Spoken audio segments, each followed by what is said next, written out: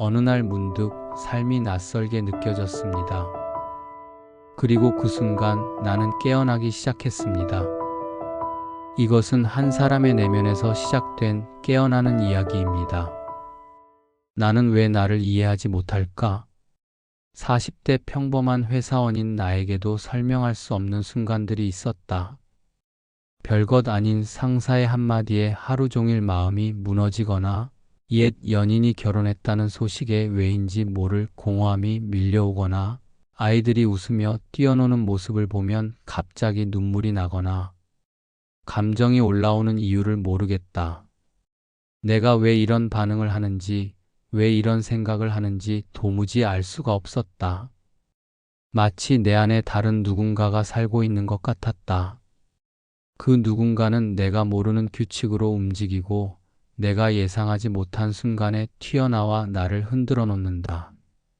나는 정말 나를 모르고 살고 있는 건 아닐까? 나중에야 알게 됐다. 내 감정들이 지금 여기에서 일어나는 게 아니라는 것이다. 뇌과학자들은 말한다. 감정은 현재의 상황에만 반응하는 게 아니라 과거의 기억과 연결되어 만들어진다고. 상사의 꾸중이 유독 마음에 박히는 건 어릴 때 아버지의 차가운 시선이 기억 속에 남아있기 때문이다. 옛 연인의 결혼 소식이 공허한 건 첫사랑과 헤어졌을 때의 상실감이 아직도 내 안 어딘가에 잠들어 있기 때문이다. 뇌는 생존을 위해 모든 경험을 저장한다. 특히 강렬했던 감정의 순간들은 더 깊이, 더 오래 남는다. 그리고 비슷한 상황이 오면 자동으로 그 기억을 불러와 반응하게 만든다.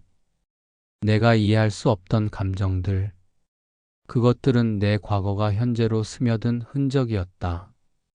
이런 현상을 가장 먼저 간파한 사람이 있었다. 지그문트 프로이트이다. 그는 100년도 더 전에 말했다. 의식은 빙산의 일각에 불과하다. 진짜 나는 무의식 속에 있다. 프로이트가 발견한 것은 단순하면서도 충격적이었다. 우리가 나라고 생각하는 것은 실제로는 아주 작은 부분이고 대부분의 마음은 의식 밖에서 작동한다는 것이다. 어린 시절의 상처, 잊혀진 기억들, 억압된 감정들이 무의식 속에서 여전히 살아 움직이며 우리의 행동과 감정을 조종한다.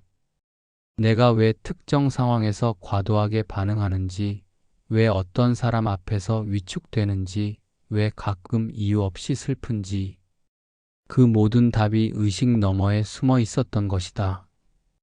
의식화하지 않는 것은 반복하게 된다. 프로이트의 이 말이 가슴을 파고들었다. 나는 내 안의 고고학자가 되기로 했다. 감정이 올라올 때마다 멈춰서 물어보기 시작했다. 이 감정 처음 느낀 게 언제였지? 이런 상황이 과거에도 있었나? 지금 내가 느끼는 건 정말 지금 때문일까? 신기한 일이 일어났다. 화가 날 때마다 어린 시절 무시당했던 기억이 떠올랐고, 외로울 때마다 혼자 남겨졌던 순간들이 되살아났고, 불안할 때마다 실패를 두려워했던 과거의 내가 고개를 들었다. 감정은 단순한 반응이 아니라 기억의 언어였다. 과거의 나와 현재의 나가 만나는 지점이었다. 뇌과학에서 말하는 신경 가소성처럼 나는 새로운 연결을 만들어가기 시작했다. 과거의 기억을 부정하지 않으면서도 그것이 현재의 전부는 아니라는 걸 깨달아가고 있었다. 의식화하지 않는 것은 반복하게 된다. 맞았다. 내가 이해하지 못했던 감정들은 계속 반복되고 있었다. 같은 패턴으로, 같은 방식으로. 하지만 이제는 달랐다. 무의식이 의식으로 떠오르는 순간 선택권이 생겼다. 어린 시절에 상처받은 나를 인정하면서도 그 아이가 지금의 나를 대신해서 반응하지 않도록 할 수 있게 됐다. 그래, 내가 그때 많이 무서웠구나. 하지만 지금은 괜찮아.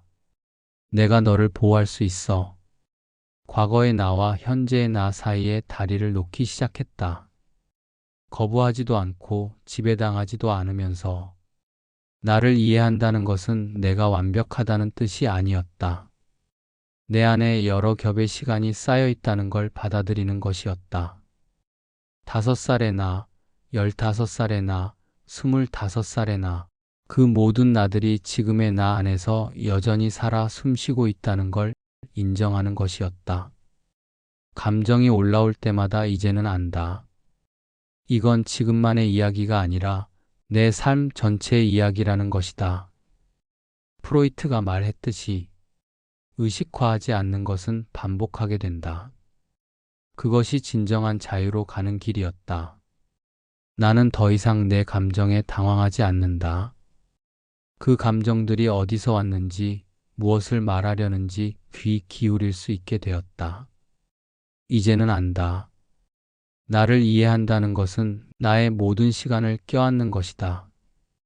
모든 변화는 아주 작게 깨어나는 순간에서 시작됩니다. 오늘도 당신의 내면 어딘가에서 깨어남이 시작되길 바랍니다.